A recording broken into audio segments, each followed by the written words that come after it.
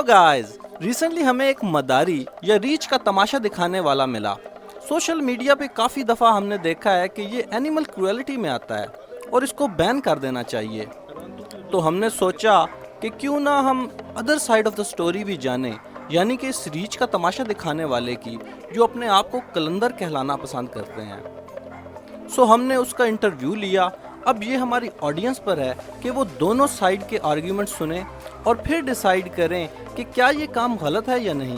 क्या हमारी हुकूमत को इस पर क्रैकडाउन करना चाहिए या इसको फैसिलिटेट करना चाहिए और इन कलंदरों की ट्रेनिंग करनी चाहिए और इंश्योर करना चाहिए कि वो इस जानवर पर ज्यादती ना करें। तो आएँ सुनते हैं कलंदर का इंटरव्यू। और साहब जी डरना बिल्कुल नहीं, इसको हाथ लगाना, इसमें प्यार करना, ये कुछ भी नहीं क्या। ਇਹ ਸਬਜ਼ੀ ਕਿੱਥੋਂ ਲੈ ਕੇ ਆਉਂਦੇ? ये साहब जी लैक स्वाद जल्दियत मंगोगा इस साइड को ਅੱਛਾ ਸਵਾਦ ਗਿਲਗਿਤ ਤੋਂ ਲੈ ਕੇ ਆਉਂਦੇ ਹੋ ਤੇ ਕੀ ਖਾਂਦਾ ਅੱਜ? इंसान वाली खुराक है, सेब कट्टू इसको खिलाओ। हेलो तुसी आप ही खिलाओ अपने हाथ। आज थोड़े हाथ का भी लाग ये बेज़बान काली बला। एक केजी तकरीबन इसकी खुराक पूरे बंदे जे आ रहे। हर इंसान की खुराक भी है अच्छा और इंसान वाली खुराक। अच्छा जो चीज़ असी खाने वो चीज़ें ठीक है। सेब खिलाओ, चाह पिओ, रस पिओ, बर्गर खवाओ, सालन खवाओ, जिमें तुहाडी अपनी तबीयत चासी नहीं कर।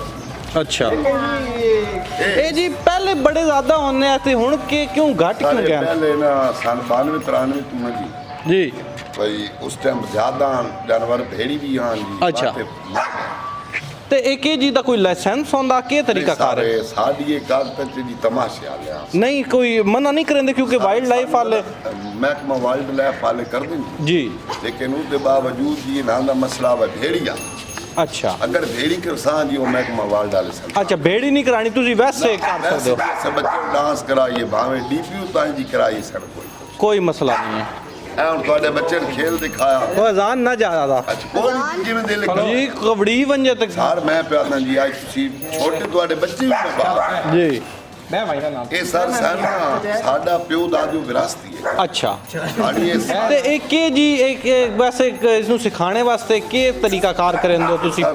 ਬੱਚੇ ਚਾਹ ਕੇ ਲੈ ਕੇ ਆਉਂਦੇ ਹੋ? ਹੁੰਦਾ ਹੈ ਬਿਲਕੁਲ ਛੋਟਾ ਜਿਹਾ ਬੱਚਾ। अच्छा ਭਾਈ ਅੰਦਾਜ਼ਾ ਕਰ ਲਓ ਜੀ ਇਹ ਜਿਹੜੇ ਜੰਗਲ ਚ ਆਉਂਦਾ ਜੀ ਕਤੂਰੇ ਦਾ ਜਿਹੜਾ अच्छा ਨਿੱਕਾ ਜਿਹਾ ਹੁੰਦਾ। ਬਿਲਕੁਲ ਛੋਟਾ ਜਿਹਾ। ਠੀਕ ਠੀਕ ਠੀਕ ਅੱਗੂ ਜੀ ਬਾਅਦ ਜਿਹੜੇ 2-3 ਮਹੀਨੇ ਦਾ ਹੋ ਰਵੇ ਉਸ ਟਾਈਮ ਦੀ ਟ੍ਰੇਨਿੰਗ ਸ਼ੁਰੂ ਕਰ ਦੇ। ਠੀਕ ਕਿੰਨਾ ਖਾਂਦਾ?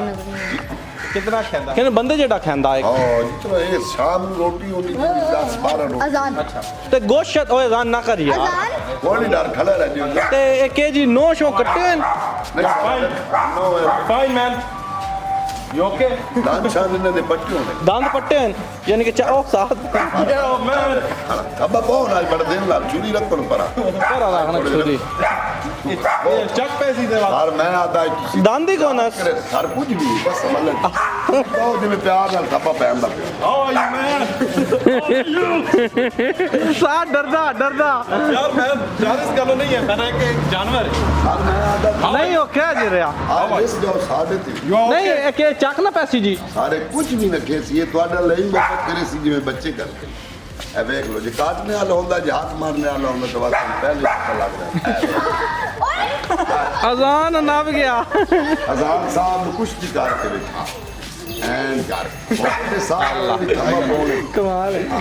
ਛੱਡ ਤੇ ਜੀ ਇਹਨੂੰ ਸਿਖਾਣੇ ਵਾਸਤੇ ਥੋੜੇ ਮਰਿੰਦ ਸ਼ਰਿੰਦੇ ਹੋ ਕਿ ਨਹੀਂ? ਸਰ ਕੋਈ ਮਾਰ ਨਹੀਂ ਹੁਣ ਤੁਹਾਡੇ ਸਾਹਮਣੇ ਨਹੀਂ ਵੈਸੇ ਜਦੋਂ ਸਿਖਾਉਂਦੇ ਹੋ ਤਾਂ ਜੀ। ਅਸੀਂ ਉਸਤਾਦ ਥੋੜੀ ਜਿਹੀ ਠੋਕਰ ਤਾਂ ਦੇਣੀ ਅੱਛਾ ਠੀਕ ਠੀਕ ਠੀਕ। ਆਖਰ ਜਿਹੜੀ ਚੀਜ਼ ਦੀ ਕੁਝ ਪਿਆਰ ਦੀ ਤੇ ਕੋਈ ਥੋੜੇ ਥੋੜੀ ਜੀ ਹਾਂ ਜੀ ਤਾਂ ਸਿੱਖ ਸਹੀ ਤਾਂ ਤੂੰ ਗਾਣੇ ਲਾ ਲੈ। ਸਾਈਕਲ ਪਈ ਚਲਾਵੇ ਸਾਈਕਲ ਨੂੰ ਪਈ ਹਵਾ।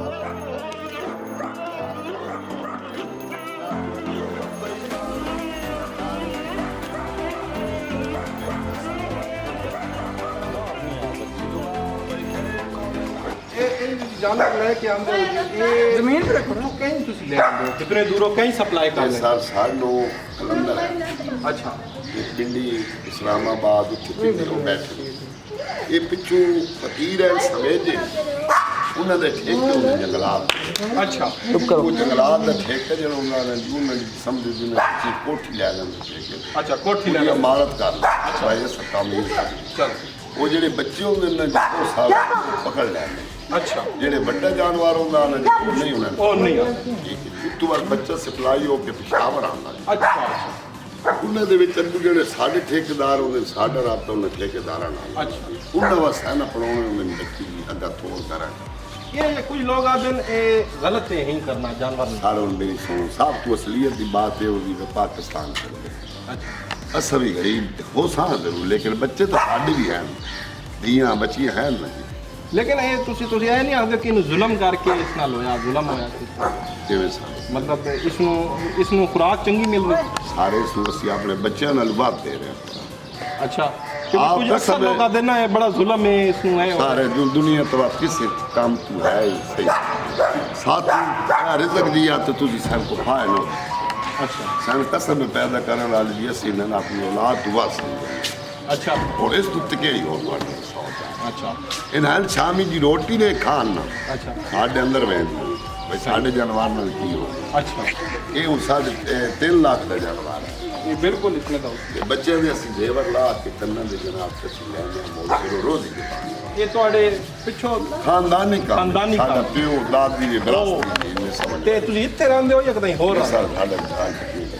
ਅੱਛਾ ਚਾਲ ਚੱਕੀਆਂ ਤੋਂ ਆਉਂਦੇ ਹੋ ਹਰ ਉਹ ਸਾਡੇ ਉੱਥੇ ਅਸੀਂ ਬੜੀ ਮੁਸ਼ਕਿਲ ਹੈ ਇਹ ਜੀ ਇਸ ਦੀ ਉਮਰ ਕਿੰਨੀ ਹੁੰਦੀ ਇਹ ਸਾਲ ਹੁਣ ਹੈ ਇਸ ਟਾਈਮ ਤੇ ਦੀ ਉਮਰ ਹੀ 2 ਸਾਲ ਉਮਰ ਹੁੰਦੀ ਕਦੇ ਇਹ ਉਹ ਉਮਰ ਦੀ ਹੈ 30 32 ਸਾਲ 30 ਤੋਂ 32 ਸਾਲ ਅਜ਼ਾਨ ਸਾਹਿਬ ਇੱਕ ਬੋਤਲ ਪਾਣੀ ਦੀ ਤਸੱਲੀ ਵੱਡੀ ਬੋਤਲ ਲੈ ਨਹੀਂ ਨਹੀਂ ਬਹੁਤ ਵੱਡੀ ਨਹੀਂ 1 ਲੀਟਰ ਦੀ ਹੋ ਗਈ ਬੜੀ ਲੀਟਰ ਆ ਲੀਟਰ ਵਾਲੀ ਬੋਤਲ ਇਹਨਾਂ ਨੂੰ ਬਦਲ ਪਾਣਾ ਇਹ ਜਿਹੜੇ ਸਾਰ ਇਹ ਲੋਕ ਕਰਦੇ ਨੇ ਜੀ ਗੱਲਾਂ ਹੋਈ ਇਸ ਤਰ੍ਹਾਂ ਉਹ ਕਰਦਾ ਉਹ ਕਰਦਾ ਇਹ ਸਭ ਬਕਵਾਸ ਹੈ ਝੂਠ ਹੈ। ਅੱਛਾ ਅਸਾਂ ਫੈਮਿਲੀ ਬੰਦੇ ਹਾਂ ਸਾਡੀਆਂ ਫੈਮਿਲੀ ਨੂੰ ਖਾਣੇ ਮਿਲਦੀਆਂ ਬੱਚੀਆਂ ਮੇਰੀਆਂ ਇਤਨੀਆਂ ਦੀਆਂ ਜਵਾਨ ਨੇ ਉਹ ਨਹੀਂ ਖਾਣਾ ਅੱਛਾ ਬਾਤ ਇਹ ਤੁਸੀਂ ਸੋਚੋ ਜੀ ਬਸ ਸਾਰੀ ਦਿਨ ਅਸੀਂ ਫਿਰਦੇ ਹਾਂ ਬੱਚੀਆਂ ਧੀਆਂ ਸਾਡੇ ਨਾਲ ਨੇ ਬੱਚੇ ਹੱਥ ਮੂੰਹ 'ਚ ਪੈਂਦੇ ਜਿਵੇਂ ਤੁਹਾਡੀ ਫੈਮਿਲੀ ਜੀ ਹਾਂ।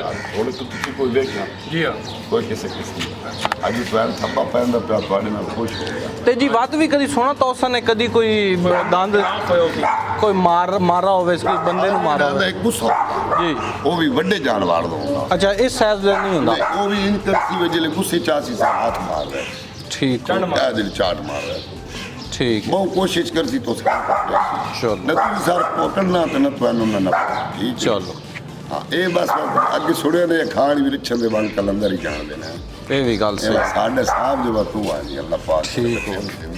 अल्लाह ताला बड़ी मेहरबानी सारा अल्लाह पाक जैसा कि आप सुन चुके हैं कि ये कलंदर क्लेम कर रहा है कि ये इस जानवर से अपने बच्चों से ज़्यादा प्यार करता है और ये इसकी रोजी रोटी है। इसके अबाऊ अजदाद यही काम करते आ रहे हैं। अब आप ये खुद डिसाइड करें कि क्या ये एनिमल क्रूएलिटी है या नहीं, और हमें कमेंट सेक्शन में अपनी राय से आगाह ज़रूर करें। Thanks, bye.